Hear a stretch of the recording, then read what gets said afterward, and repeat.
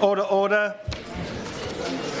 Colleagues, we're massively oversubscribed. It's plain we're not going to get everybody in. I would remind those who wish to speak they should bob. I would also ask that voluntarily you restrain yourselves to 2 minutes. If we do that, then we'll get most people in, but not everybody. Sir John Hayes to move the motion. Thank you, Dr. Morrison. It's a pleasure to be able to speak in this chamber, and indeed, as I often do, to draw a very substantial crowd. The genesis of betrayal is trust. The kind of trust that underpins the democratic legitimacy of Parliament and on which the authority of the executive is founded. The kind of trust that our constituents, when they send us this place to exercise our judgment on their behalf, rely upon. Their faith in us is that we will honour what we say we'll do. That when we make pledges, they're not empty pledges, they are meaningful. And when that trust is breached and broken, the whole of that legitimacy is undermined. Now, that is precisely what has happened in the case of the so-called WASPy women. I'll use the acronym if I might, Dr. Morrison, because it has become a familiar one to any of us who have taken interest in this matter, as I have over some time, and as the public has too. For this campaign is a campaign for no less than justice, to restore trust. I will happily give way before I move on. Yeah. Honourable Member for giving way, and he's speaking very eloquently about trust. Does he also agree with me that in terms of trust it is really important that the government ensures that it helps us have trust in institutions such as the Parliamentary Ombudsman by adhering to decisions made by the Parliamentary Ombudsman? Does he agree with me on that point? Dr. Morrison, although that intervention wasn't orchestrated by me or indeed choreographed by either of us, it leads me neatly to my next point. Because there is an ethical case to be made of the kind the Honourable Lady describes. There is a constitutional case to be made, and there is a practical case to be made. And in the short time available to me, as I know many others want to contribute to this debate, I will try to make all three. First, the ethical case. It is exactly as the Honourable Lady said. It is about honouring the pledges that were made and fulfilling rightful expectations. Now, not all expectations, not all hopes are well-founded, but when people have worked all their lives, when they've been told at the end of their working life that we paid a pension at a particular time, it isn't unreasonable for them to believe that will come to pass. That will be so. And I happily give way. Thank the honourable member for giving way. Given that the government response to the Parliamentary Health Service Ombudsman report said that would be, and I quote, impractical, significantly challenging and with potential for unjustified payments, and that there was significant concerns about the robustness of the DWP research in 2006, would he agree with me that the government's position is untenable given the stark contrast here with the way sub-postmasters were treated? I do agree, and you won't be surprised to know that I shall be speaking later in my remarks about the Ombudsman's report and the Ombudsman's findings, which bring me to the constitutional matter that I raised about the nature of accountability and scrutiny and how governments are held to account and whether ombudsmen are meaningful at all if their conclusions are entirely disregarded. So he's right to raise that issue. I want to move just briefly to describe the events which provoked me to challenge the previous government on this issue when my party held the reins of power. I'm not a recent convert to this cause. I made the same argument then, that we needed to recognise the justice of this campaign and act accordingly. But I did so knowing the events that have occurred. So in essence, I think I won't go over this laboriously because you wouldn't want me to, Dr. Morrison, given the number of people who want to speak, but simply say this, that Parliament, that essentially when pension ages were equalised, and that, as you know, was the result of 2 acts of Parliament, the notice given to the people affected was inadequate. Now, I'm not an unbridled advocate of a case that every woman who thought they were going to retire at 60 and then found they were going to retire at 65 should be compensated. If you were young when that happened, if you were middle-aged when that happened, there's a fair case that you had time to adjust. You could re-prepare. You could make different plans. But if you're a woman born in the 1950s, if you're anticipating retirement in 2 or 3 or 4 years, and you were then going to have to work up to 5 years longer, that's a very different matter, isn't it? Because many of those women, anticipating the retirement, had prepared for exactly that eventuality. Many of those women, of course, were no longer working. They'd ended work to look after elderly parents. They were providing a caring role. Their skills were no longer relevant to the workplace because they'd taken time out of work to first have children and then, as I said, to embark on other social responsibilities. These were women who worked hard, who did the right thing. And then all, as they're sometimes characterised by their critics, then all drawn from the liberal bourgeoisie, who, as you know, Mr. Morrison, I generally speaking despise. But having said that, happy to give way to honourable gentlemen.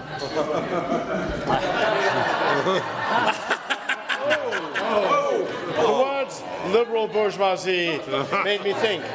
I represent the furthest away mainland constituency here, and I just point out that it affects women from all over the UK, be they liberal bourgeoisie or not. 370 have signed the petition from my constituency, that far away. It's huge, all over the UK. I meant no slight to the honourable gentleman, because he's right, it does affect women across the whole of the kingdom, and of course he's much posher than bourgeois. And so he couldn't be slighted by my remark. I give way to the honourable lady.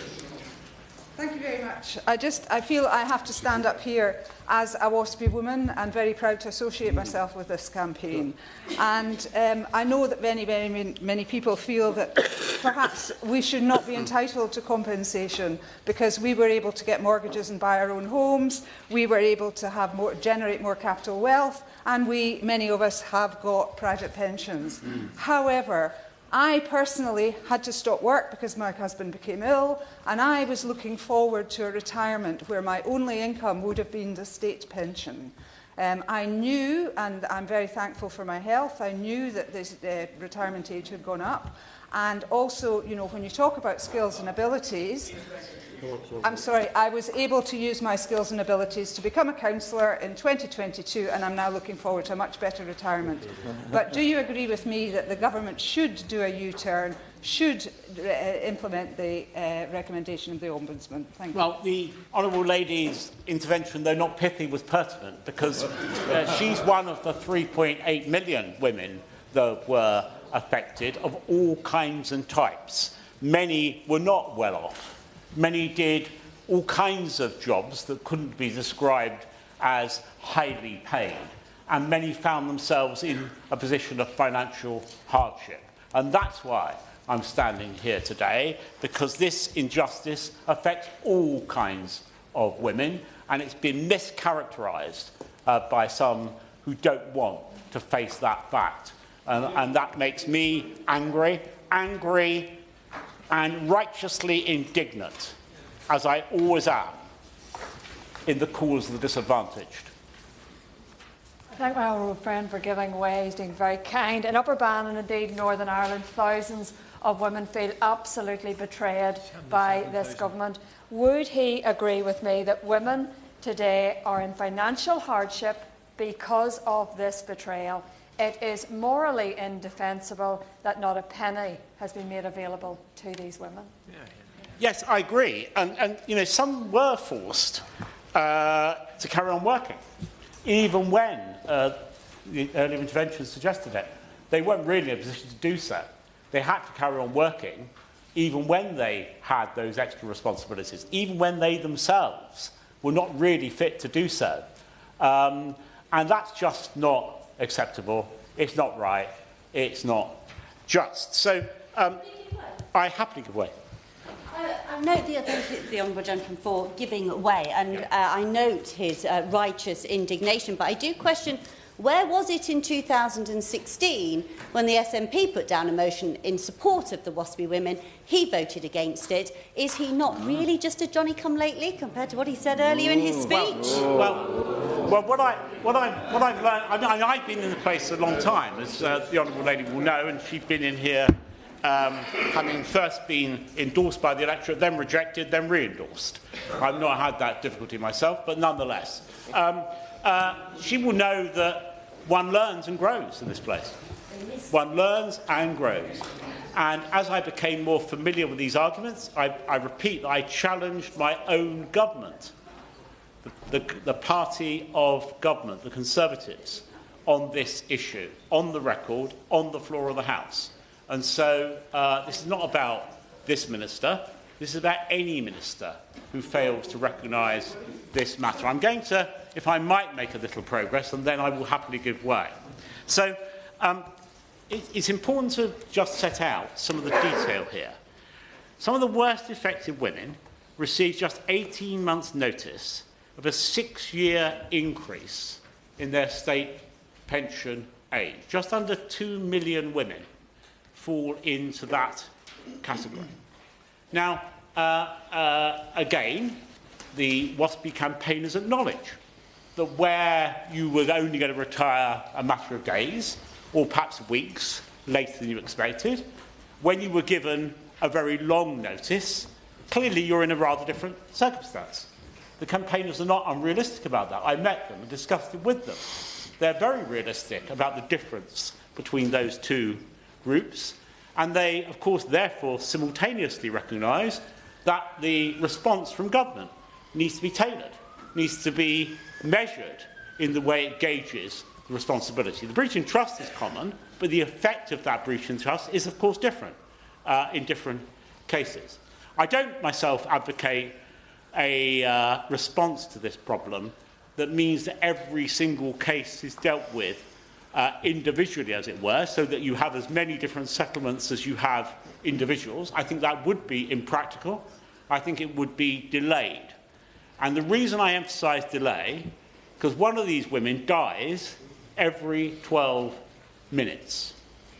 There'll be another WASPI women lost during the course of my speech. And that is the reality. These are not bold statistics. These statistics mask lives. Lives altered, lives damaged, lives restricted by this matter. And that's what inspires me to speak today, and I'm sure it inspires the Honourable Gentleman who's about to intervene to say just how much he supports me. I thank the Honourable Member for giving way. What concerns me is that a lot of us have actually previously publicly supported the WASPI women, and we've posted photographs on social media in support. The government has acknowledged that there has been maladministration, but to have that acknowledgement without some kind of financial backing, albeit minimal, not only undermines the system, the process of the Ombudsman, which so many of us rely upon, but also, I fear, may undermine public confidence in politicians in general. Well, the Honourable Gentleman is right, of course. And he encourages me to turn to the Ombudsman report, which I mentioned earlier, and which is he's highlighted. The Ombudsman report which I have before me, and you'll be pleased to note, Dr. Morrison, although I have many tags in this report and in the previous one, I'm not going to refer to all of them because it would take forever. So let it suffice to say that the Ombudsman found maladministration in the DWP's communication about the 1995 Pensions Act, resulting in complainants losing opportunities to make informed decisions about some things, do some things differently, and diminish their sense of personal autonomy and financial control. The Ombudsman's remedy is set out at the end of the second report. And the way Ombudsman recompense is on a scale, a series of levels, 1 to 6. The Ombudsman recommended, it's here for everyone to see, for those who haven't studied this in detail, a level 4 response.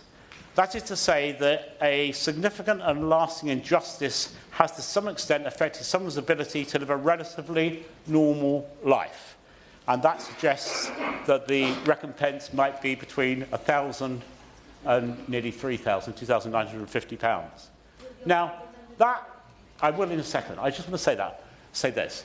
That seems to me to be a pretty modest response. This is not extreme. This is not extravagant. This is not unrealistic. This is not unreasonable. This is a modest, measured response, born of the fact that the Ombudsman has found maladministration. Having read these two reports, having been in this House for a long time, having been on the front bench of my party for 19 years, having been a minister in many departments, I've rarely seen an Ombudsman report as clear as this about maladministration by a government department. On that note, I give way to the Honourable Lady. Thank you to the Honourable Member for giving way. Does he agree with me that rejecting the Ombudsman recommendations for compensation of WASPI women undermines the role of independent bodies in holding the government to account? And if we cannot rely on the government to implement such fundings, what message does that send to the public about justice and fairness? Well, that brings me to the constitutional point I said I would make. I think I've established an ethical case, but there is a constitutional issue about the Ombudsman. Over the years, we have developed a number of ways of holding the executive to account.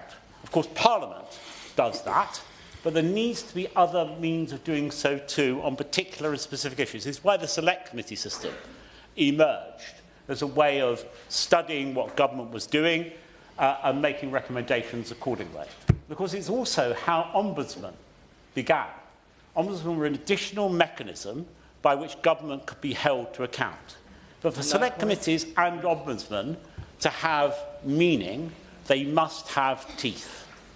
I give way. Thank you. My right honourable friend is making a very powerful case. But does he not also agree in the context of Ombudsman that it undermines our roles as members of Parliament, as a member of Parliament who supported the referral to the Ombudsman of this case, that when the report comes back, it is then just dismissed? Well, yes, and to make knowing that my right honourable friend is a refined member of this House, to make a rather more refined argument in tune with his, what I'd say about that is the Ombudsman report is, of course, to Parliament, as he suggests, to Parliament. This is for Parliament to discuss, to debate, and to make a decision upon. The Ombudsman report is about government, but it's to Parliament. It's exactly as he describes it, and I'm grateful for him refining my argument in that way. I happily give way to my I'm grateful to my right honourable friend, and I can confirm he has campaigned on this issue for a number of years, not just today. So he'll know that in July 2022, the Prime Minister, then the Leader of the Opposition, responded to Carol, who rang in a WASPI woman on BBC Merseyside to raise this issue, and Sir Keir Starmer said, quote, "I think this is a real injustice and we need to do something about it." What does my right honourable friend think he meant by that? Well, my right honourable friend, it's not for me to second-guess the sentiments of the Prime Minister, but what he's certainly right to say is that a number of promises were made, a number of comments were made, and I'm going to talk about them in a little more detail, provoked by his very helpful intervention, because I see in the chamber today the former Shadow Chancellor of the Exchequer, the Honourable Member for, Right Honourable Member, I should say, for Hayes and Harlington. He will know that the Labour manifesto in 2019 was fulsome in its support for the WASPI women, promising a generous financial settlement. Now, it's perfectly reasonable to say that parties move on, and the new Leader of the Opposition, now the Prime Minister, may have taken a rather different view. He may have taken the opposite view. I'm just going to make this point, and I'm happy to give way. But certainly that wasn't the impression given from his remarks. He said, and I quote unquote, this is the current Prime Minister, "Justice is required to end historic injustice." And that was specifically about WASPy women. The now Deputy Prime Minister said that the government, quote, stole the pensions of WASPy women and that Labour would compensate them. And I have to say that you can understand, therefore, why the women, some of whom are represented here today, and they're being incredibly diligent and quiet, Dr. Morrison, you'll be pleased to know, but I know how they feel that that was indeed a betrayal, to use the word I used at the beginning of my remarks. So an expectation was established, and then it was blighted by the decisions that have been made since the general election. I give way to the honourable gentleman. I thank the honourable member for giving way. Could I appeal to all of us? Now, I don't think that either side on this debate has covered themselves in glory, and I'd also question a very dangerous precedent about the Ombudsman, so I agree with that. But let's not make this party political, please. Let's make this about the WASPy women. And I'd also like to say, is there not a way at least of compensating the very worst off of the WASPy women? So I'd appeal for that. Thank you. Yeah, that is a measured intervention, if I might say so, and I thank him for it. Because it is true that a package could be put together, could be negotiated, could be discussed with the campaign group and the women concerned. One would expect government to do that. You know, as a minister, I would have had submissions. I no doubt this minister's had them. The Secretary of State must have had them before she said what she said when she let them down, which gave her options. And those options would have no doubt included a series of ways through this. Now, I know the Minister will be eager to explore those options with us when he sums up the debate. I've no doubt about that, because he's a diligent and decent man. He won't want to betray these women again in what he says today. He's not that kind of character. I happily give way. I thank my right honourable friend for giving way. The government's position appears to be that they accept that the failures between 2005 and 2007 constitute maladministration. Yeah. All of us can see in our inboxes the number of women who, as a result of decisions that they took on the basis of that failure, have suffered as a result. Yeah. But the government's position seems to be that there should be no remedy because it would be too difficult to get it right. What kind of justice is that? Well, there are several arguments used by those who don't want to get it right, to use his term. One is the public don't care, but all the survey evidence suggests the opposite. Suggests that 75% of people do think the WASPy women should be treated fairly. Another argument is it will be too expensive. Now, I could make all kinds of rather spiteful remarks about the government's decisions about public sector pay, but I'll let them stand without me adding to them as a contradiction. I would happily give way, and then I must conclude because the chairman will want me to. Can I thank the right honourable member for giving way, who makes a very eloquent and persuasive statement. Insofar as compensation is concerned, the current government uses that as an excuse in terms of it being too expensive. But we have seen, for example, train drivers being given an additional £600 per day. We've seen governments intervene when we look at the post office scandal. And so that argument, would the right honourable member agree, is easily something that can be disabused by looking at the track record of where we have assisted those that have found themselves at the forefront of injustice? Well, I had alluded a moment ago to the choices government makes about how it spends money. Of course, it's true that government priorities will determine where that money is spent. This clearly, for this government, is not a priority. Of course, it's difficult because there are all sorts of challenges governments face that require investment. And this is not an area where this government has chosen to invest. And frankly, is as plain as that. But, no, I'm going to, with respect, I'm going to conclude because I know so many people want to get there, and I do apologise to the Honourable... Well, the Honourable Lady, I will just briefly give way. And then that's the last one. That's the last one. I am so grateful to the right honourable member for giving way and indulging me. I would just want to simply add to his conclusion that these women have been part of a generation of women that have been discriminated against by statutory provisions over their lifetime, whether it has been the reprehensible marriage bar, whether it has been the gender pay cap, and now this, and I'm sure the right honourable gentleman would agree with those remarks. Well, I'm grateful to the honourable lady. I'm slightly jealous that I've not managed to attract any kind of applause, and the honourable lady. But no doubt that will come at the end. That will come at the end of my program. But the honourable lady's right.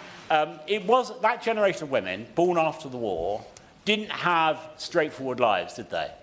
That was a difficult time in this country, and particularly for women. And I talked earlier about their hard work, their diligence, their role as homemakers, their role as mothers, their role as grandmothers. And, you know, really, they just deserve better. They deserve better. And that's what drives and inspires me to bring this debate. And I'll end on this note, if I might, Dr. Morrison. I see the Minister there, and I'm mindful of the words, he won't be surprised to know, of Edmund Burke. And Burke said that your representative owes you not only his industry, but his judgment.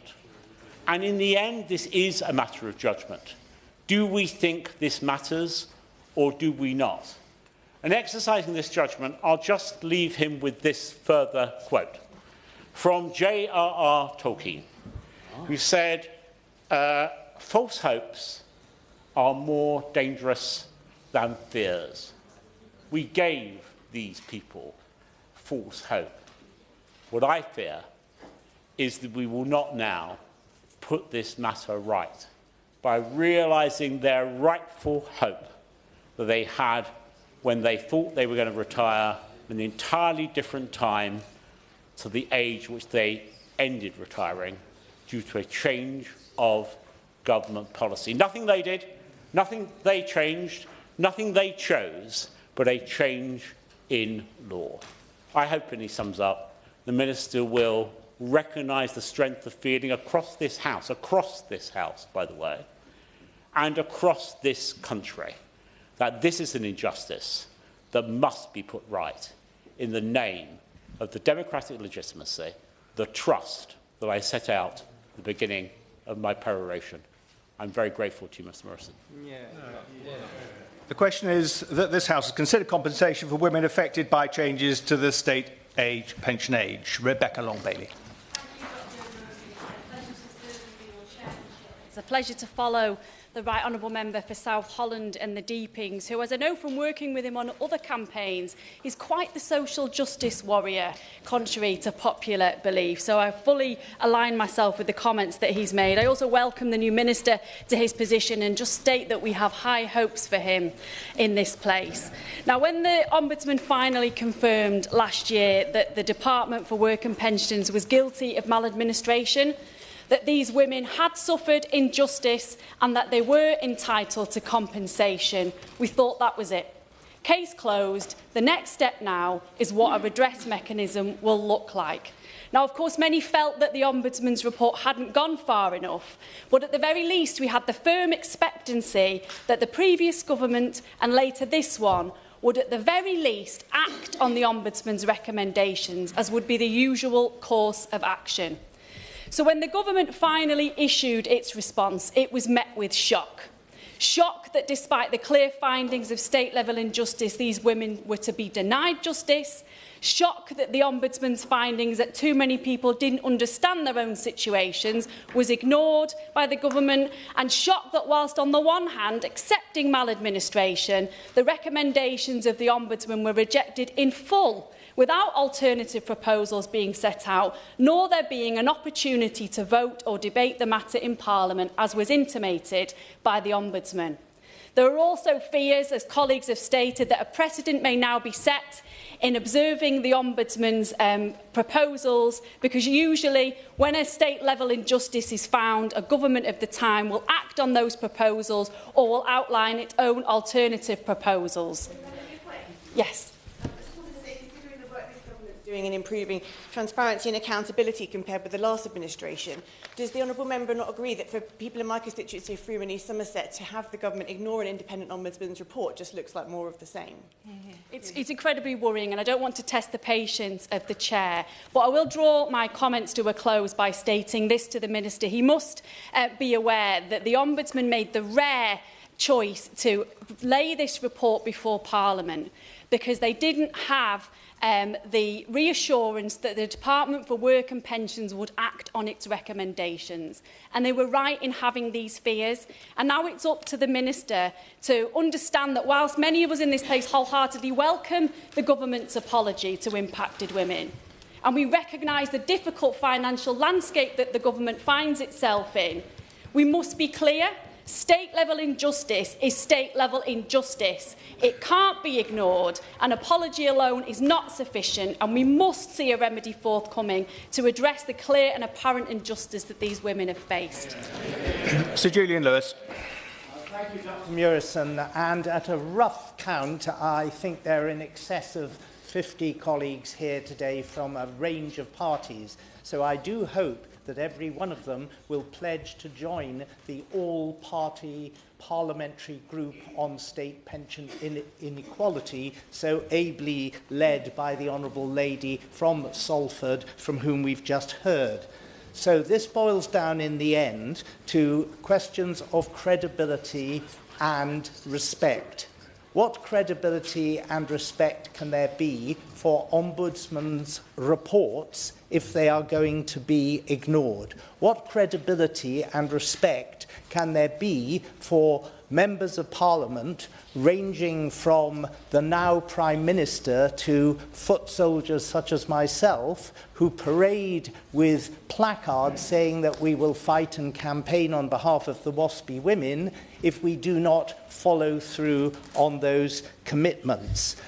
One particular point, and I will leave it at that before allowing others to continue the debate, that bothers me is that the government, in trying to justify its policy of inaction, seem to be oscillating between two positions. On the one hand, they keep suggesting that they simply can't afford to give any compensation at all. But in the next breath, they seem almost to be challenging the contents of the Ombudsman's report itself, relying on a dodgy poll that suggests that 90% of the affected women knew about the changes. Well, if they can rely on dodgy polls, so can I. I happen to be married to a WASPI woman, and on a dodgy poll of 1, I can tell you she didn't know, and she didn't get a letter, and she has no particular motivation for claiming otherwise, given that it would not, in her case, have affected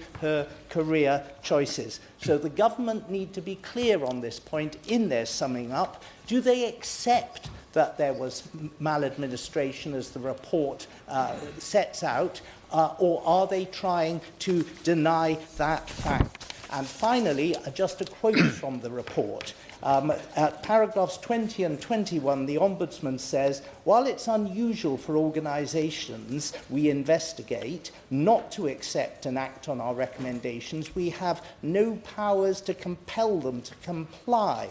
When an organisation does not comply with our recommendations, we can lay a report before Parliament so that Parliament can act to protect citizens' rights. That's what the Ombudsman expects, and that's what the WASPI women have every right to expect as well. Colleagues, order. Colleagues will have done the maths. Not everybody's going to get in. You really ought to restrict yourself to 2 minutes. I'm reluctant to put a time limit on this formally. 2 minutes, colleagues, please. I'm sure John McDonnell will be an exemplar. Certainly will. Can I welcome the Minister to his position, and I'm so pleased that he's been given such an easy policy to resolve in his first task. Reference has been made to the manifesto commitment 2019. Let me briefly set that out. What we said then was under the Tories, 400,000 pensioners have been pushed into poverty, and a generation of women born in the 1950s have had their pension age changed without fair notification. This betrayal left millions of women with no time to make alternative plans. with sometimes devastating personal consequences. Labour recognises this injustice and will work with these women to design a system of recompense for the losses and insecurity that they have suffered. And we did that on the basis that these women had paid into the system, they'd been given a date when they were going to retire, they weren't given adequate notice, and as a result of that, many of them, their whole life plans were changed dramatically and they suffered consequences. We co-produced a scheme. It was expensive. I accept that. Over a 5-year period, we're going to pay it out. But it meant that we resolved the matter once and for all. We weren't elected. That scheme never went forward. However, so then when I saw the Ombudsman's investigation, I thought, well, at least something will be done. And when the Ombudsman's report came out, I wasn't satisfied with it, but I thought at least it's something. Not to have that implemented, I think, has crushed people. It's crushed their confidence in the whole system. And I have to say to my own party as well, to our party and government as well, what we need now is the government to sit down with the 50s WASPIs women, if necessary, either implement this scheme or mediate for an alternative. But we need action. I just say to the Minister, this issue isn't going to go away. We're not going to go away. The women aren't going away. Tragically, some of them are dying. But this campaign will go on until we secure justice. Bal Mohammed. Thank you, Mr Morrison. It's a pleasure to serve under your chairship. I am a new member to this place, and one of the first emails I received as a Member of Parliament was from a WASPI woman.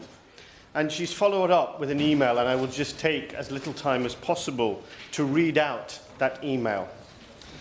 I need to vent my frustration and anger at the government's announcement yesterday that they will not accept the Ombudsman's recommendation to pay WASPI women some compensation for maladministration. They were in support of this whilst they were in opposition. As my elected MP, please can you make it known that as a lifelong supporter of the Labour Party, I am totally disgusted by this false-face. I am a WASPI woman who fortunately worked for many years as a teacher and therefore have an occupational pension. I have not been campaigning for myself, but for the many women who were in low-paid jobs, who had caring responsibilities and were not in a position to have a private pension and were therefore relying on a state pension from the age of 60. I understand the equalisation of the ages, but as the Ombudsman stated, many women were unaware of the increase in age. In my case, 2 increases. I had one letter about it. Even women who knew about it were often not in a position to make appropriate financial adjustments to their planning. The people making these decisions are in fortunate positions themselves, but I was relying on their understanding and compassion for others who were less able to make up the circa £48,000 which I reckon they have lost. The government has let WASPI women down. We are not in a great position to protest about this. I'm asking you to make the protest on our behalf, please. Thank you. Emma Lewelbuck. Thank you, Dr Morrison. It's a pleasure. I need to say at the outset that my mum is a WASPI woman. Her generation entered into a contract with the state, a contract that the state then reneged on and then stole from them. But, Dr Morrison, this debate is about more than the injustice these women continue to suffer. It's about trust in politicians and our dwindling faith in democracy. I have continually pledged my support to the more than 5,000 women in South Shields who are affected by these changes. These women were as shocked as I was when the government announced in December there would be no compensation. WASPI women see, and of course they are not in disagreement with compensation for the victims of the contaminated blood scandal, for LGBT veterans and the sub-postmasters, but they do not understand why they are being treated differently. An injustice is an injustice. The PHSO was also very clear that it is Parliament who needs to make the final decision, yet Parliament has not been allowed to. I know that deciding on compensation will be complicated and costly, but that is not an excuse. It should not be beyond the realms of any Parliament or government to figure this out. These women see, as we all do, how the very wealthy and companies profit from our country and don't reinvest in it. These are the ones who should be paying the price for the economic mess the previous government left behind. not those who have spent their lives contributing. Their fight for fast and fair compensation continues to have my steadfast support, because my words and my promises to them and the people who sent me here matters to me. They put me here, and I will always put them first, because the day I don't, then I no longer deserve to be their voice in this place. Luke Taylor. No. Ayub Khan. No. Yeah, please. Can I first of all thank the Right Honourable Member for South Holland and Deepings for securing this very important debate. I'm not going to repeat what's already been said by so many members. Repetition never makes any argument any more persuasive. But the stark fact raised by the Right Honourable Member in terms of the WASPI women dying at every 12 minutes, we would have lost maybe 5 or 6 by the time this debate finishes today. And it's for that reason why I simply ask the Minister that as politicians we have a responsibility and obligation, and we must act urgently in establishing a comprehensive compensation scheme. And it can be tailored over a duration, so not immediately. We don't have to raise hundreds of millions of pounds straight away. This can be done over the lifetime of this Parliament. But it would be so important to recognise the important contribution of women of the 1950s. And it would certainly support the role of the Ombudsman, the impartial, independent role of the Ombudsman, and so thereby giving it the credence that it deserves. As a representative of the public, we must ensure the principles of transparency, accountability and fair treatment. It underpins our democracy.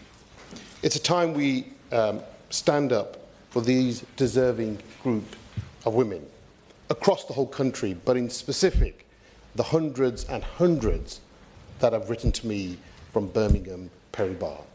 Thank you, Chair. El Ribeiro Eddie. Thank you, Chair, and thank you to the member for South Holland and Deepings for bringing this important debate.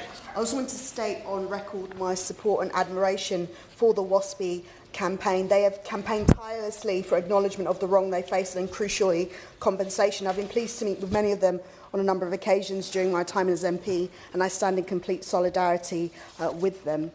The government has rightly accepted the Parliamentary Health Ombudsman's findings for maladministration and apologised for the 28-month delay in writing to 1950-born women. But what good is this apology if there's not going to be any steps towards redress? These are real hard-working women who contributed to the economy, raised families, cared for others, and contributed to society in countless ways. They planned their lives based on assurances that the state pension would be available at 60. Instead, they have faced financial hardship, uncertainty, and in many cases, significant distress. These are women who, because of the previous government's maladministration, have spent the bitter, cold winter rationing their heating because 84% are concerned about soaring energy costs. Now, we know this is a reality faced by people up and down the country, but it's doubly so for WASPI women. What is the cost of failing to address this injustice, and what is the cost of leaving thousands of women in financial hardship and without the support they were promised? What is the point of an apology without redress? We know that there are precedents for compensation. Some of them have been mentioned already, where the government has failed, Equitable Life Investors, blood contamination, the post office scandal, and even though poorly administered, the Windrush scandal victims have rightfully been awarded compensation for the suffering they endured. Ultimately, the principle has to be the same. It has to apply here. There was a severe mistake made by a government. Thousands suffered as a result, and so compensation ought to be paid. And of course, it goes without saying that the mistake was not one made by this current government. Blame doesn't lie at their feet, but responsibility for redress, unfortunately, does.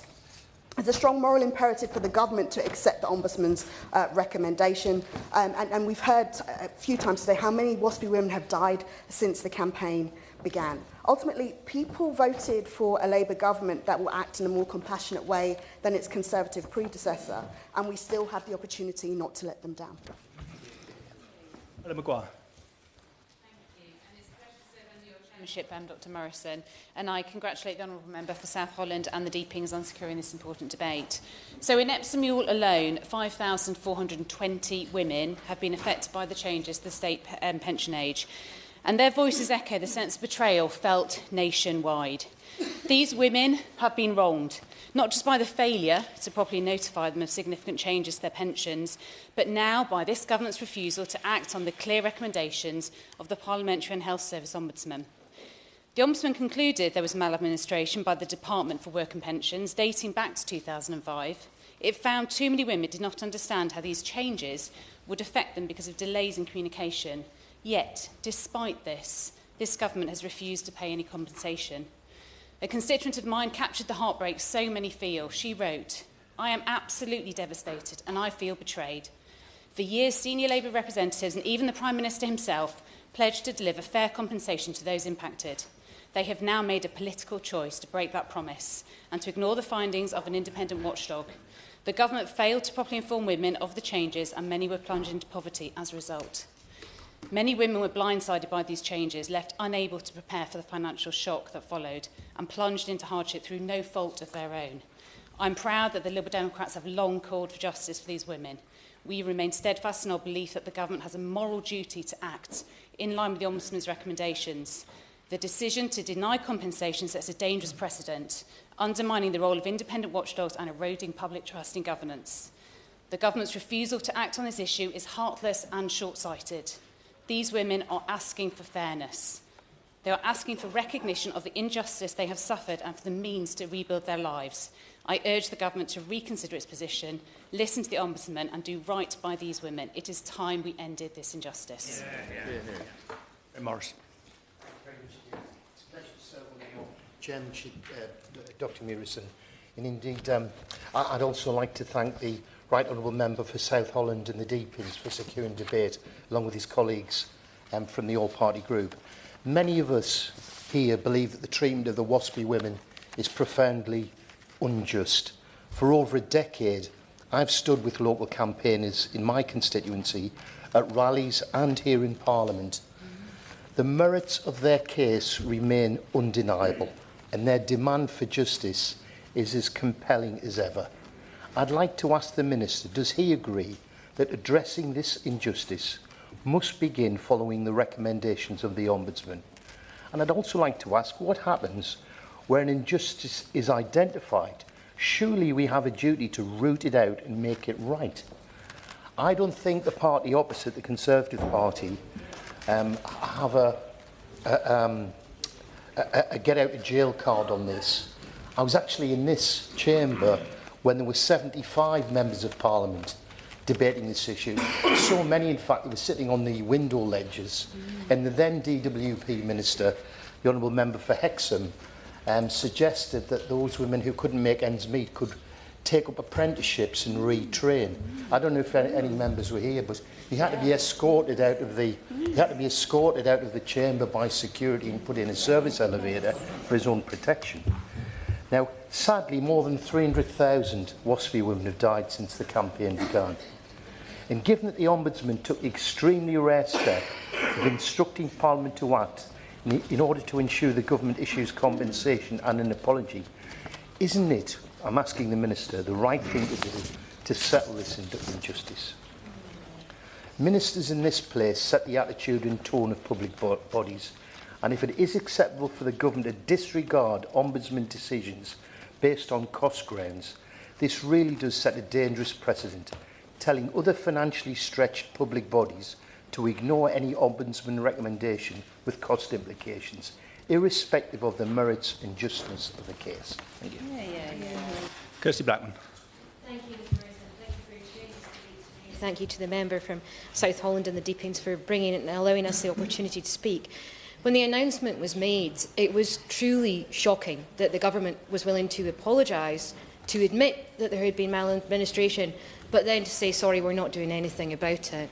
The WASPI women have run one of the best campaigns I have ever seen. Can you imagine this society, can you imagine an economy without the contribution of the WASPy women.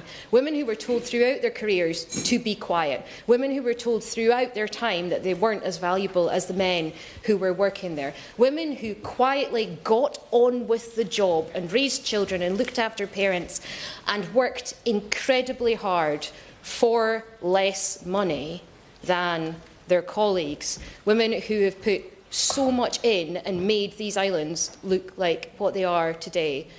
And the government is sitting there knowing that it wronged this group of women, that a UK government wronged this group of women, and that they're unwilling to do anything about it. Can you imagine what the Treasury's coffers would look like if that £200 billion from equalising the state pension age was not currently in the Treasury coffers? Can you imagine what we've asked these women to put up with throughout their time, and now this Parliament is saying to them, you're still not worth it, you're still not valuable, you still do not deserve compensation despite the fact that we have wronged you.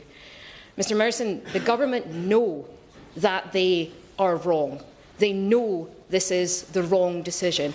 What they need to do now is they need to put this to a vote on the floor of the House, give every single MP the opportunity to walk through the lobbies, making clear what their individual views are on the actions that are being taken towards the WASPy women, making clear what they think about the principle and the administration of compensation. The WASPy women deserve compensation. The government need to give us a vote. Colleagues, wind-ups will begin at 15:28. Jonathan Brash. Thank you, Dr. Merson. It's a pleasure to serve under your chairmanship. This is a profound injustice, one that has shaken the lives of countless women born in the 1950s, who are the very backbone of our society. They've endured hardship, anxiety, financial insecurity because of what the Parliamentary Ombudsman has unequivocally stated was maladministration by the DWP. This is indisputable. It is an injustice. No, I understand and I support this government's mission in addressing the mess that was left by what I can only describe as the worst government in my lifetime. However, the role of a Member of Parliament is not to offer unquestioning subservience to their party. When something is wrong, they have a duty to say so. I cannot and will not abandon these women. As a candidate, I stood beside them, I held their banners aloft, I pledged my support, I told the WASPy women of Hartlepool that I would always stand by them. That commitment does not and must not end with an election. I will not leverage their support only to walk away once I have their votes. I count WASPy women as my friends. Indeed, I would pay special tribute to Barbara Crossman, Lynn Taylor, who are in the audience today, and the countless WASPy women across Hartlepool for their tireless and passionate campaigning. I have supported them for years, and I'm standing with them now. Because let us remember what is at stake. This is not merely about compensation. It is about trust. It is ensuring that no citizen, no generation feels abandoned by the institutions that are meant to protect them. And so I say to the WASPy women and their supporters, your fight is just. Your voices will not be silenced. Justice delayed is justice denied, but together we will continue the fight. Savile Roberts. In Wales, different groups, including the 1950s Women of Wales and WASPy campaigns, have been working tirelessly to force government action on pension equality over many, many, many years. And unlike Labour and government, Plaid Cymru's support for 1950s-born women has not swayed with the tide. We believe it is inexcusable that the Labour government has refused the recommendation of its own regulator, the Parliamentary and Health Service Ombudsman, to provide compensation, justified by that, what we've always heard, saying the cost would not be fair or proportionate use of taxpayers' money. Paper justice, justice without compensation, without redress, is an insult to a system which bothers to pretend that the Ombudsman's offices can protect the citizen from the incompetency or the failures of the state. As things stand, this isn't even a tissue of justice. It's particularly unjustifiable because the Ombudsman makes it clear in its final report that finite resources should not be an excuse for failing to provide a fair remedy. but the level of compensation set out by the Ombudsman does not go far enough in the first place. It does little to account for the impact, both financial and otherwise, of affected 1950s-born women. The Plaid Cymru have consistently supported compensation of at least level 5 on the Ombudsman scale between 3,000 and 9,950. Now, these were women who, during their careers, their voices were not heard. That is the experience of many of them and many of us. It is a shameful thing that with the Labour government in power, their voices remain unheard. Their impact on 1950s women deserves more than a meagre apology. We have it, and I am very grateful to the member for South Holland and the Deepings for bringing this debate.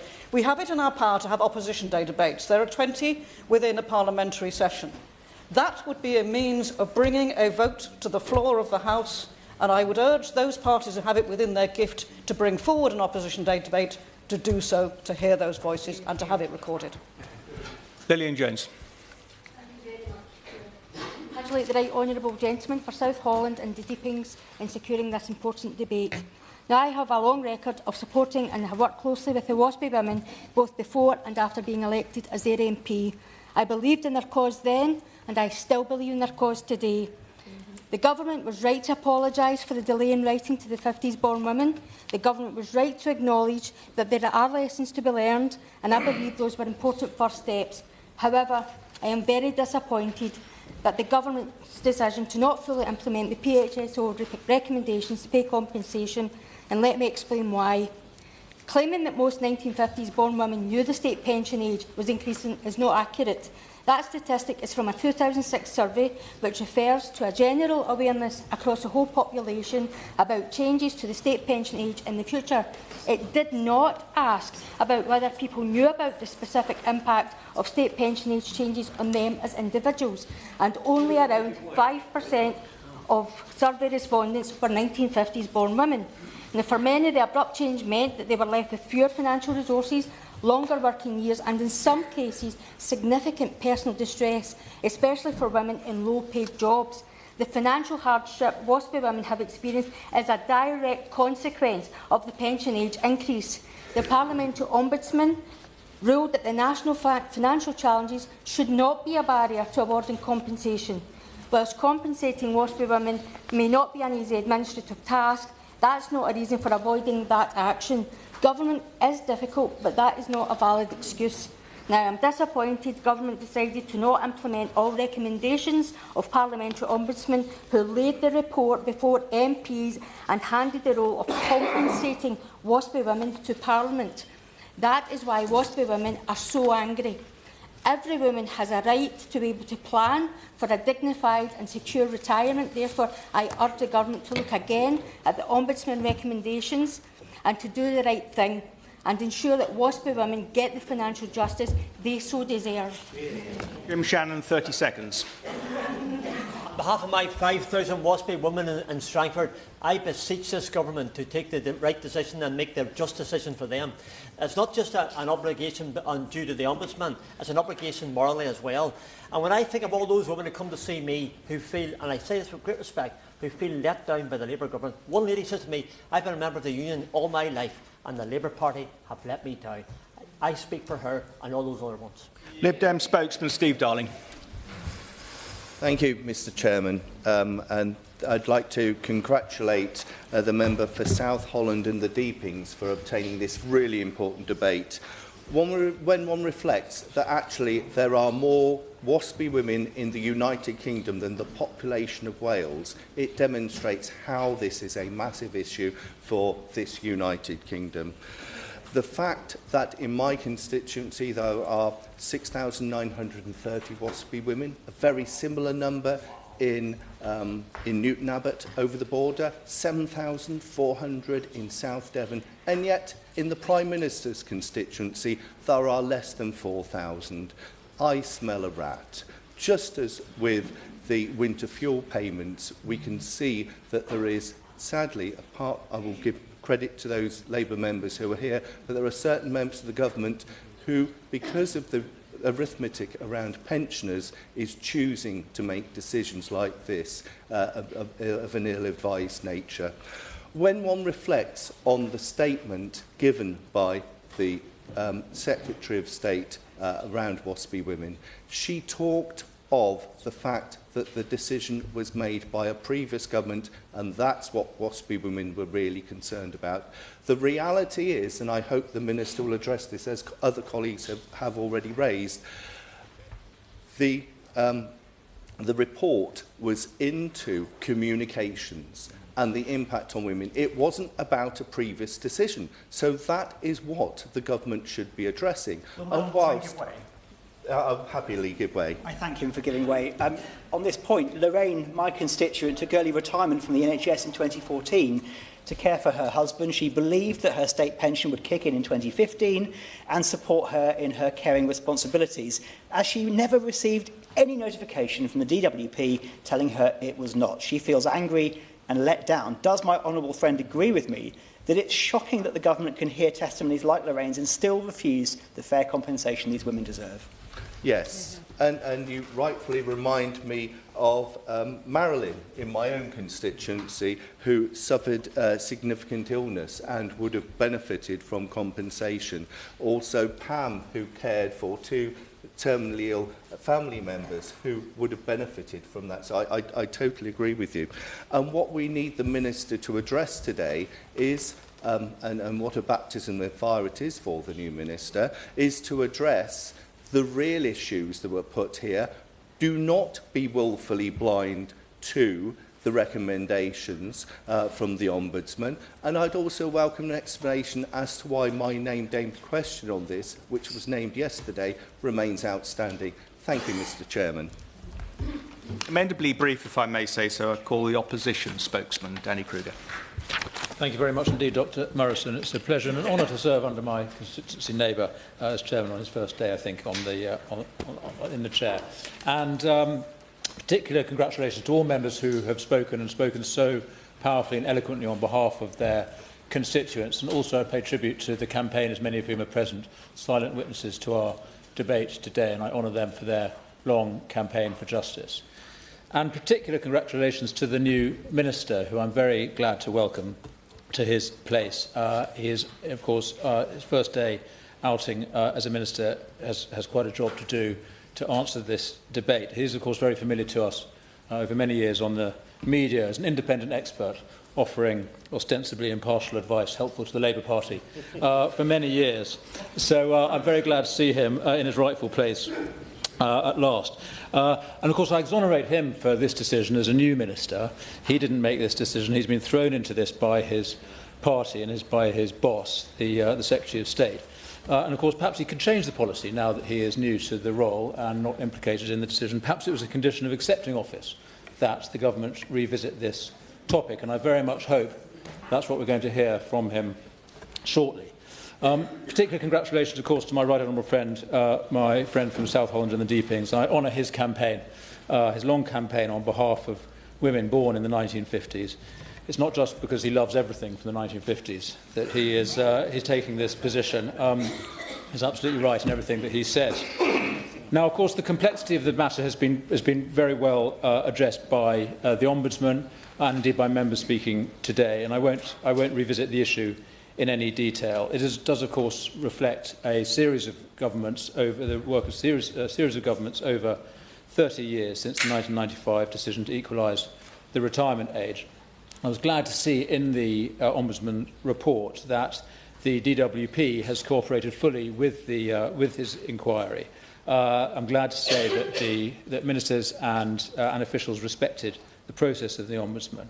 I will note, because I'm sure the point that has been made, and it was made by the Secretary of State in the main chamber when the decision was announced, the suggestion that this matter could have been cleared up by the previous government in consequence of the Ombudsman's report is, I think, a little unfair, given that the report came out only 2 months before the general election was called. It's now taken 5 months for the government to bring forward its decision. So these things are complex, and I respect the challenge the government has had. I wish we'd had time to address it ourselves, but the voters wouldn't have it. And this, of course, is this government's decision. Now, just to address the central issue, and as members have said, the Ombudsman found that there were adequate communications were made throughout the period, but there was a particular maladministration, as has been repeatedly mentioned, this delay in sending out letters in 2005 to 7. And I think it is a good thing that the Secretary of State has acknowledged this maladministration in her response to the Ombudsman. I appreciate that. I accept it, and that she apologised on behalf of the then Labour government and the DWP. And the fact is, however, that while no direct financial loss may have been caused by the maladministration of communication, no direct change to people's incomes, nevertheless, as we've heard so eloquently from members, the decision or the maladministration, the failure to communicate properly, has caused women to make decisions in ignorance of their true circumstances. I'll give way to the honourable gentleman. Thank you very much for giving way. Would the member then be surprised that the Parliamentary Ombudsman has actually issued another report this morning damning the Department of Works and Pensions, who have been criticised for more failures, and actually she states for failing to learn from its mistakes, as she has revealed yet another case of a pensioner who was not told for 8 years about a change to their pension that would leave them £3,000 a year worse off. Very grateful to the honourable member, and he highlights the central point here, which is that although, as members have said, the change of policy itself was not the subject of the Ombudsman's inquiry, it was the failure to communicate which directly impacted the circumstances of many, many women, because they didn't understand the circumstances they were going to be in. It changed the decisions that they were making. I'll give way. I thank you, Shadow Minister. Does he share with me, and I believe with many in this chamber, the good book refers to righteous anger? Honourable gentlemen will know that.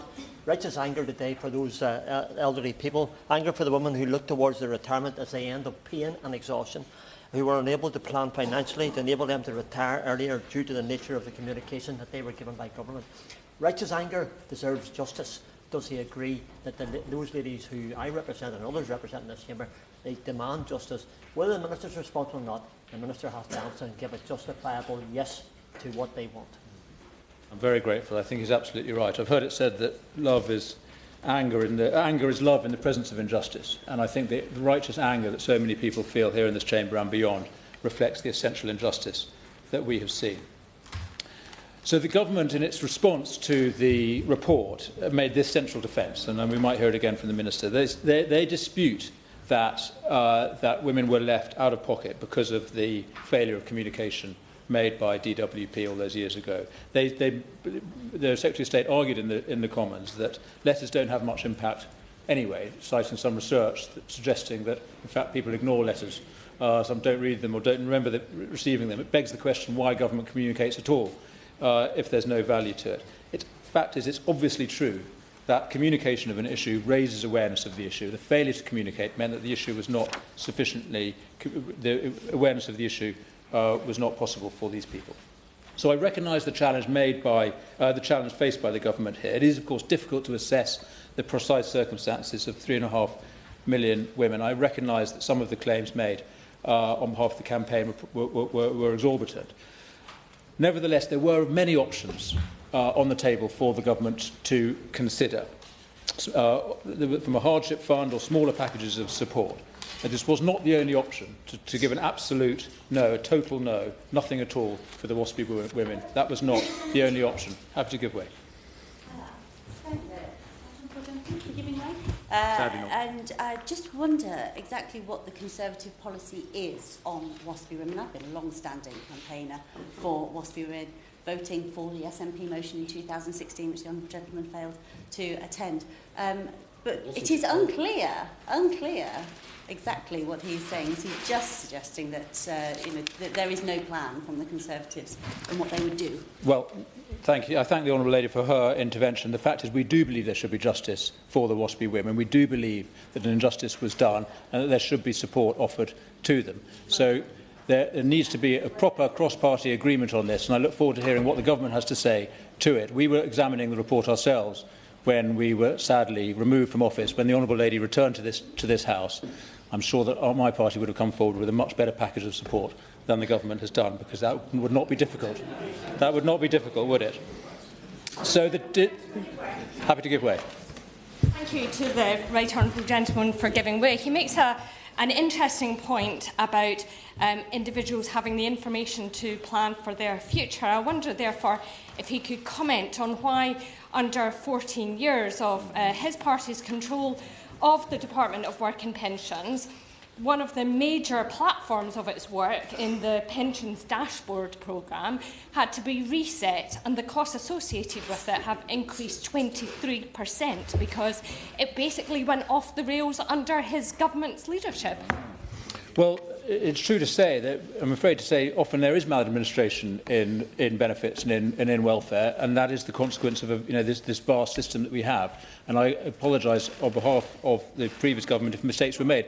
But the point to make, Mr Chairman, is actually, under the previous government, significant increases were made, both in pensions and in benefits for pensioners. We saw the state pension rise by nearly £4,000 under the last government, and an increase of nearly 9% just in the last year alone. So I'm proud of our record in supporting pensioners. Now, I would like to, on behalf of the women, particularly the campaigners, to reflect their intense disappointment, because the fact is hope was held out to them by Labour when they were in opposition, by the Prime Minister, the now Prime Minister, the now Chancellor, the now Secretary of State, who knows, maybe the Honourable Gentleman when he was campaigning. Many, many people voted Labour at the election last year because they believed that justice would be done to the WASPI women, because that is what Labour candidates said would happen. And the broken trust that my right honourable friend so eloquently referred to is very real. And I would like to understand from the Minister why this decision was made, because it wasn't specified by the Secretary of State when she announced it. Was it because they couldn't afford it? Was it because of their newly discovered problems with the economy when they suddenly arrived in office?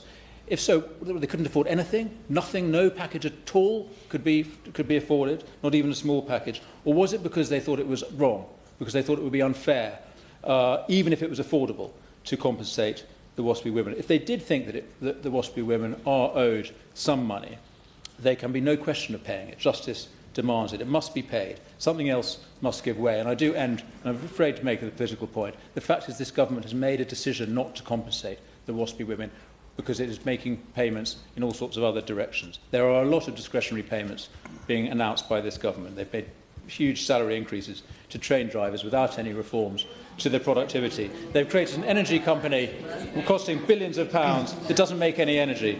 And most recently, they're paying a foreign country to take off our hands a UK sovereign territory that is vital to the defence of the UK. So there are discretionary payments available, and it is interesting to understand why on earth they haven't made this one. They didn't have to make it, and I look forward to the Minister justifying why that decision was made and what he'll do to bring justice to these women. Minister. Thank you, Dr Morrison. It's a pleasure to serve under you today, and I want to thank the Right Honourable Member for South Holland and Deepings for this important topic, and I also want to thank him, if slightly less enthusiastically, for its timing on my first day in office, which also explains the delay raised by the Right Honourable Member for Torbay in answering his name day question. And I'm under no illusions that everyone in this chamber, almost everyone in this chamber, will not agree with everything that I'm about to say, but all of us listening to this debate and the important points raised by honourable and right honourable members have benefited from it. And we all recognise the context for this debate, which is a squeeze on living standards that has affected women born in the 1950s, just as it has the entire country. And these are issues that are important to many women, including my aunt in West Wales, born in 1955, who pays particularly close attention to these issues. And I spoke to her last night as part of my preparation for this debate, and she would agree with the points made by the members for Lagan Valley and for Clapham and Brixton Hill, that women of that generation have faced many difficulties and particular discriminations, and people have spoken powerfully about that. So it's right that today's debate gives those women's long-held concerns the consideration they deserve, just as it was right that the government did so in making the decision we are debating today. That is why my predecessor was the first minister in 8 years to meet WASPI Limited, and it's why the Ombudsman's investigations and reports were considered by the government in detail, and why we look closely at what Parliament has said.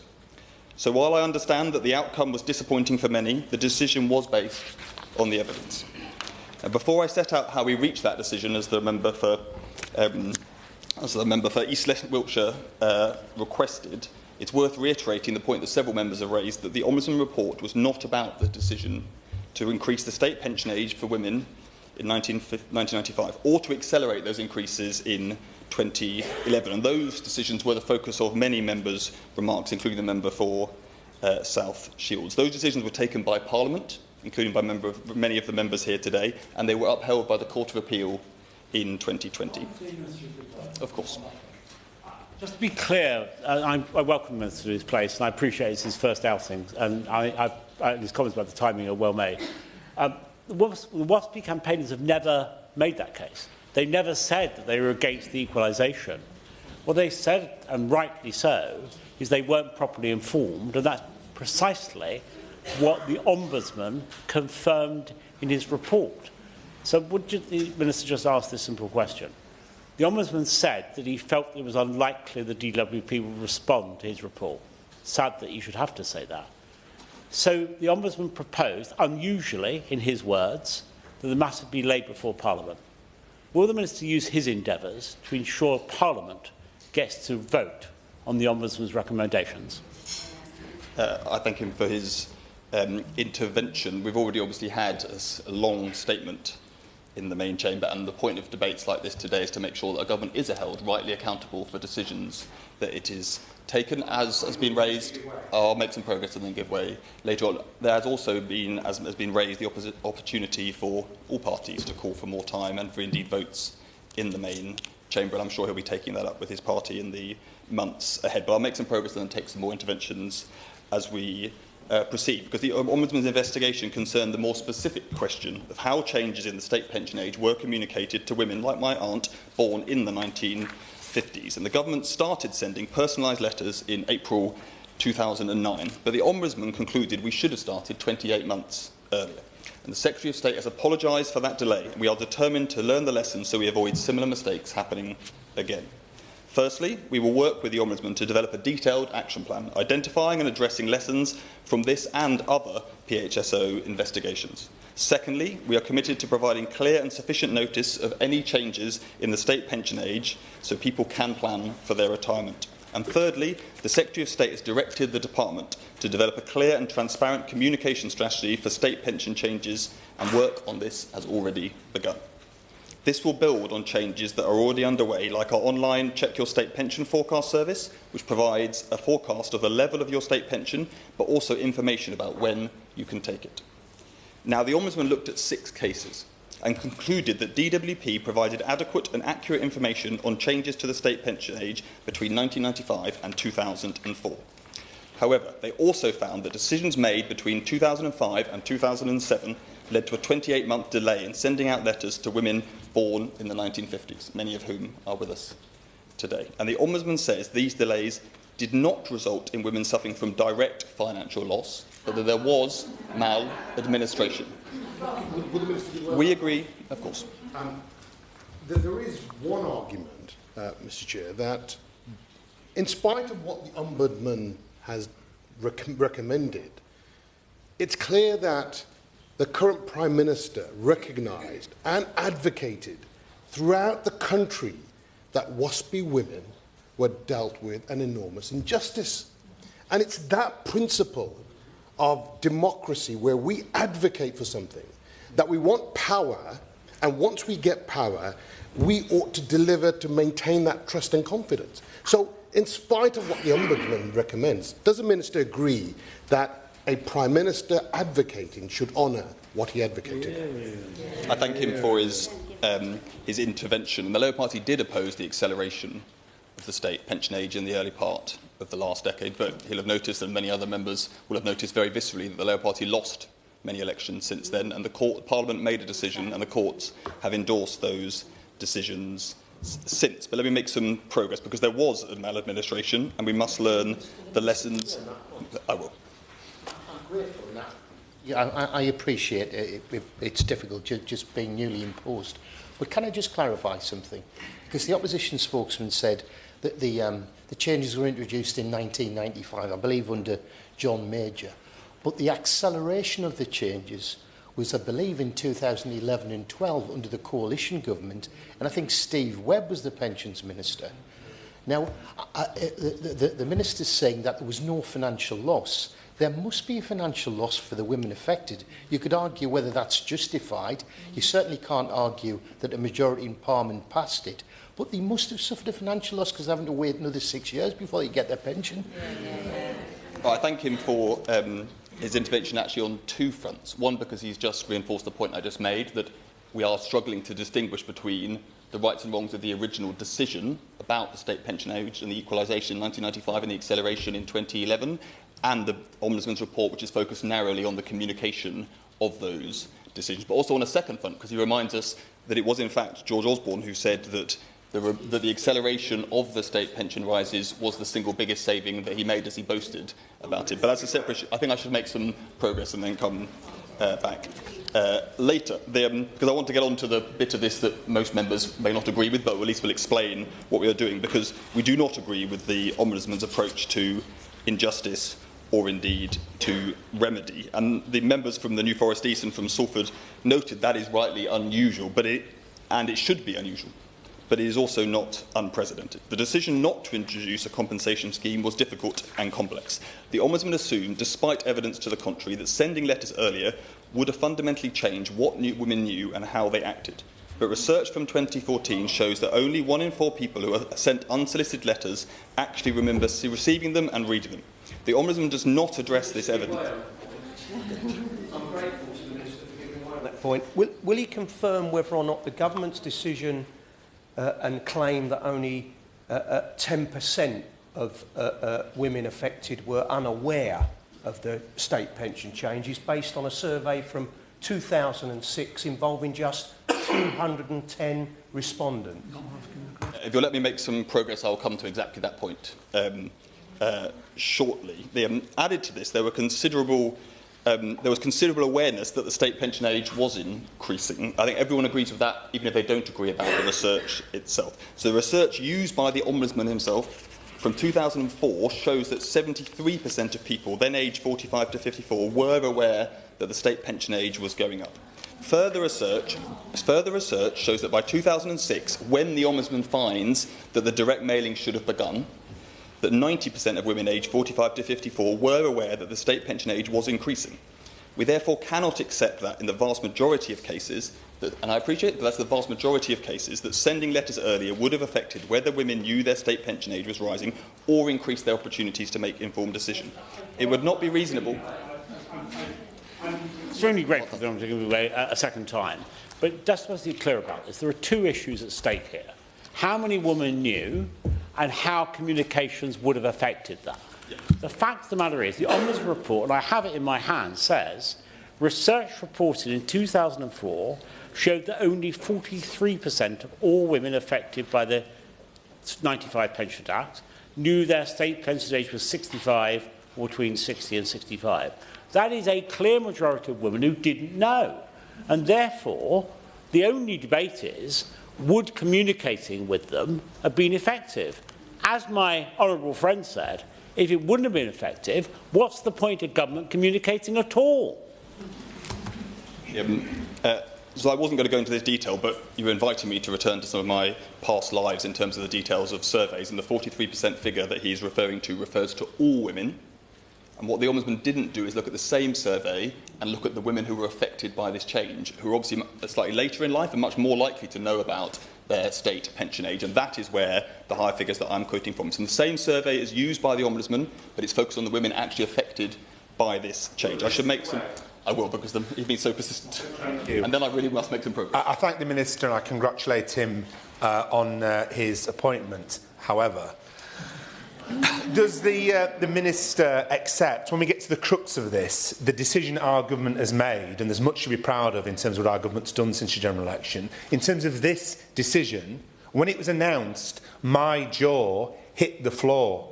I was flabbergasted. It's my belief that the vast majority of Labour MPs could not believe it when it was announced, and that pales into insignificance compared to the reaction of the WASPy women who I and others have been proud to support in my Leeds East constituency and elsewhere. And I said, and this is the last point, I said to the WASPy women outside Parliament before this decision was made that justice delayed is justice denied. But this is worse than that. I was thinking that was just trying to compel our government to hurry up and make a decision. This isn't justice delayed, it's justice denied. As it stands, unless we do something, this is justice denied, full stop. I thank the member for his intervention and his brief congratulations prior to his wider comments. All I would say gently to the gentleman is that he and I both stood on the same manifesto, which did not promise to provide compensation. And lots of members have talked about trust in this chamber. So I think there was a clear choice not to make that promise in the manifesto. I really must make some progress because we are about to be running out of time. So it would not be a reasonable or fair use of taxpayers' money to pay compensation to people whose circumstances would be the same today, even if the maladministration had never been occurred. And a compensation scheme would cost up to £10.5 billion, less than the scheme previously proposed by the Right Honourable Member for Hayes and Harlington, but still a significant amount. The Ombudsman is clear that as a matter of principle, redress and compensation should normally reflect individual impact. The Department considered if a tailored scheme could be delivered at length, but it simply wasn't a viable option. The Ombudsman's report itself acknowledges the cost and administrative burden of assessing the individual circumstances of 3.5 million women born in the 1950s. Indeed, it took the Ombudsman nearly 6 years to investigate just the 6 sample cases. To set up a scheme and invite 3.5 million women to set out their detailed personal circumstances would take years and thousands of staff. I must make some progress. We do not also believe that paying a flat rate to all women would be a fair or proportionate use of taxpayers' money. Now, today, several honourable members have raised questions about the specific research findings that I want to address. It is important to say that the evidence on what women knew about the state pension age changes was robust. The same research was used by the Ombudsman, who clearly did not have concerns about its validity. Now, I've heard members today, and many have made powerful speeches, and I understand the strength of feeling on this issue, not least from my aunt. There are many women born in the 1950s who have worked hard in paid jobs, often balancing this with raising a family. The government has a responsibility to take their concerns seriously, which is why ministers listened, reflected and carefully considered this complex decision. But as custodians of the public purse, we must also ensure decisions are rooted in evidence and fair to everyone. The facts remain that the vast majority of women knew the state pension age was increasing. And even for those who didn't, we know that sending letters earlier would not have made a difference in most cases. So while I know this decision will be disappointing, as we are hearing, and many have had frustrations of watching this debate drag on for years, we believe it is the right course of action. But it is of course also right that governments are held to account for that decision, as we are being done, as is happening today. Well, the Minister give way on this point. I thank the Minister for giving way, and I congratulate him on his appointment. I think I'm right in saying this is an unprecedented occasion when a government rejects in its entirety an Ombudsman report and offers absolutely nothing to women who've been led up the garden path in the last election and before to say there was going to be compensation paid. He needs to explain why the government is simply ignoring the plight of these women.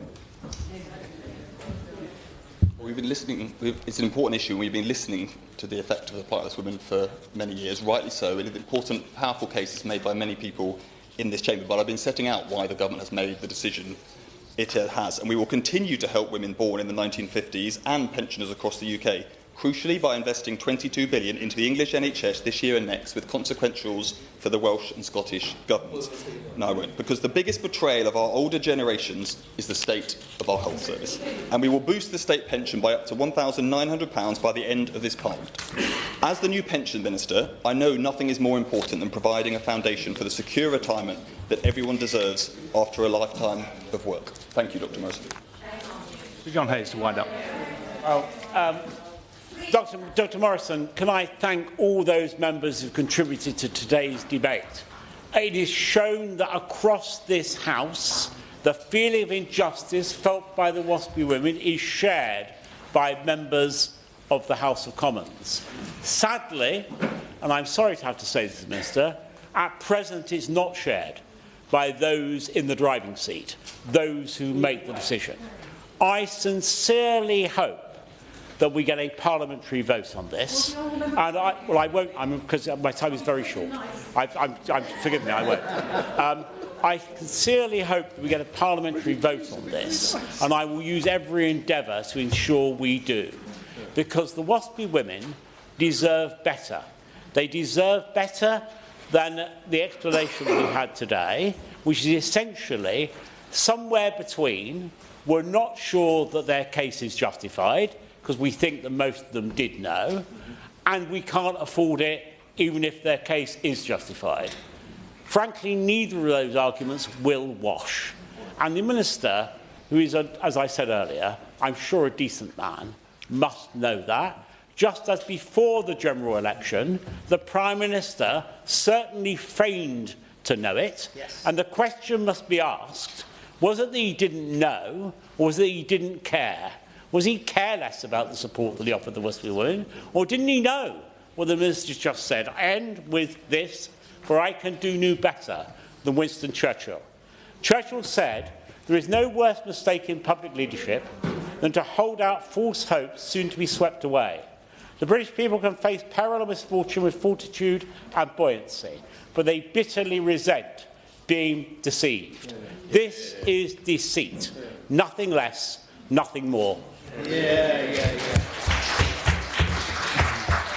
The question is that this House has considered compensation for women affected by changes to state pension age. As many of that opinion say aye.